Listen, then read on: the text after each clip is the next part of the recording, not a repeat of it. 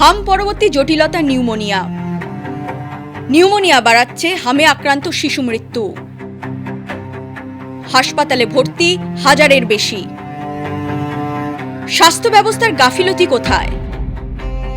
শুধুই কি টিকার ঘাটতি, নাকি গলদ অন্য কোথাও?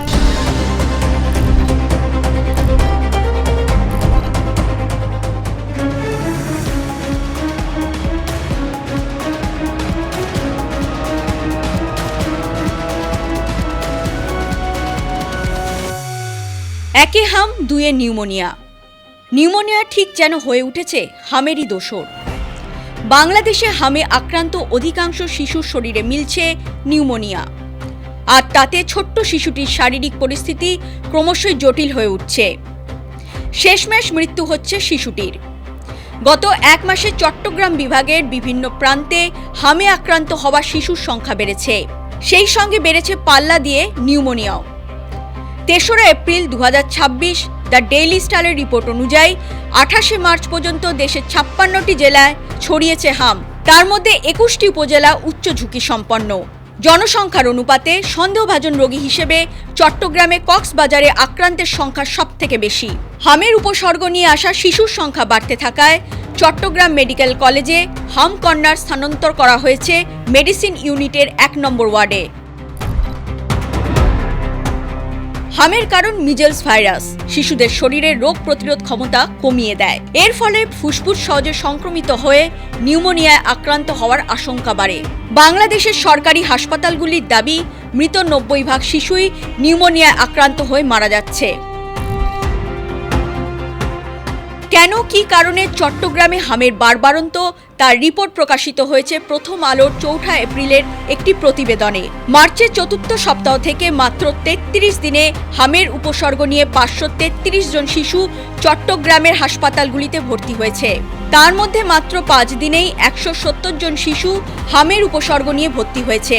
হামের প্রকোপ বাড়তে বাংলাদেশের স্বাস্থ্য ব্যবস্থার ভয়ঙ্কর এক গাফিলতির ছবি সামনে এসেছে।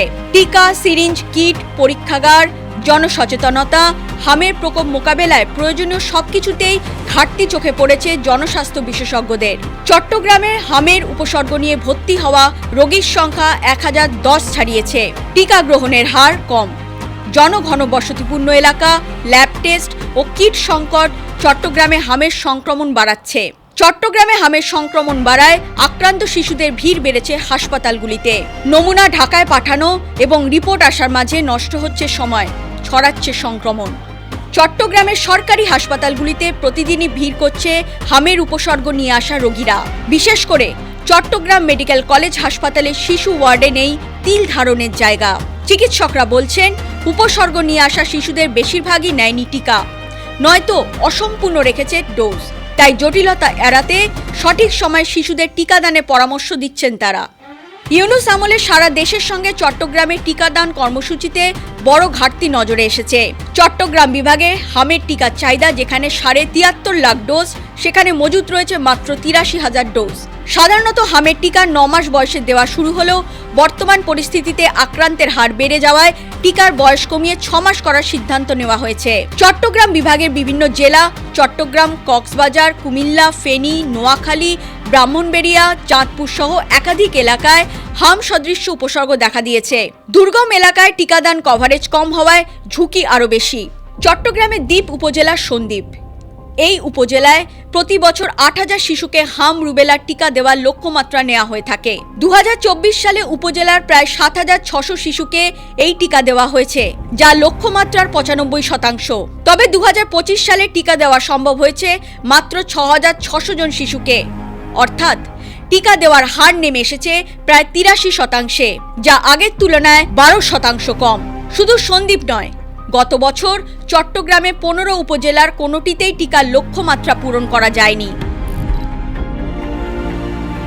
2024 সালের তুলনায় 2025 সালে টিকা কভারেজ বেশি কমেছে চট্টগ্রামের 7 উপজেলায়: আনোয়ারা, বাঁশখালী, হাটহাজারী, মিরসরাই, সন্দ্বীপ, সাতকানিয়া ও সীতাকুণ্ড। এইসব উপজেলায় প্রথম ডোজ কমেছে 9 থেকে 12%। অন্যদিকে দ্বিতীয় ডোজ কমেছে 9 থেকে 13%। দেশে শিশুদের হামের টিকা দেওয়া হয় 9 মাস এবং 15 মাস বয়সে, কারণ ধরেই নেওয়া হয় একটি শিশু তার মায়ের শরীরে ইমিউনিটির কারণে 9 মাসের আগে হামে আক্রান্ত হবে না বা সুরক্ষা পাবে। এখন দেখা যাচ্ছে 9 মাসের আগের একাধিক শিশু হামে আক্রান্ত হচ্ছে। দেশে টিকাকরণের ঘাটতির এটিও একটি অন্যতম কারণ। সরকারে এসেই বড় চ্যালেঞ্জের মুখে পড়েছে বিএনপি। ইউনূসের সাবেক অন্তর্বর্তী সরকারের টিকাকরণের গাফিলতি সামলাতে হিমশিম খেতে হচ্ছে বর্তমান বিএনপি সরকারকে। 20 এপ্রিল থেকে সারা দেশে 1,80,00,000 শিশুকে টিকাদান কর্মসূচি শুরু হয়েছে। মাসব্যাপী টিকাদান কর্মসূচিতে চট্টগ্রাম নগরীতে 3 লাখ শিশুকে হাম রুবেলার টিকা দেওয়ার কথা জানিয়েছে সিটি মেয়র শাহাদাত হোসেন। এবার কর্মসূচিতে নগরীর 7টি জোনের 41টি ওয়ার্ডে মোট 3,03,000 শিশুকে টিকা দেওয়ার লক্ষ্যমাত্রা নির্ধারণ করা হয়েছে।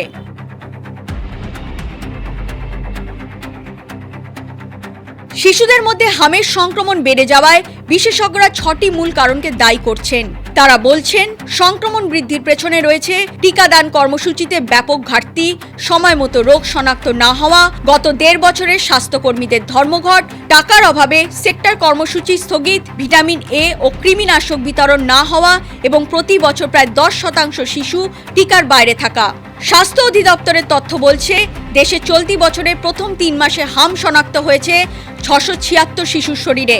গত বছর 2025-এ এই সময় হাম আক্রান্ত রোগী ছিল 9 জন। গত বছরের তুলনায় এবছর প্রথম 3 মাসে রোগী বেড়েছে 75 গুণ।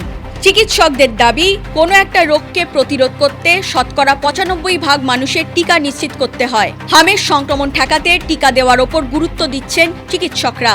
তারা মনে করছেন, দেশ জুড়ে হামের টিকা দেওয়া শুরু হওয়ায় হাম আক্রান্ত হওয়ার প্রবণতা কমবে। গত 1.5 বছরে গাফিলতি, ঘাটতি এসব কিছুর কারণে দেশে হামের প্রকোপ মহামারী পর্যায়ে চলে গিয়েছে। খুব স্বাভাবিকভাবে নির্বাচিত সরকার এর দায় নিতে চায়নি। 20 বছর পর ক্ষমতায় এসে তারা দায় নেবেই বা কেন? আপাতত যা পরিস্থিতি দাঁড়িয়েছে তাতে সাবেক ইউনূস সরকারের গাফিলতির কারণে হাম ও নিউমোনিয়া প্রতিরোধে অগ্নি পরীক্ষা দিতে হচ্ছে বিএনপি সরকারকে। এরকম আরও খবর পেতে নজর রাখুন জিওপালস টিভিতে।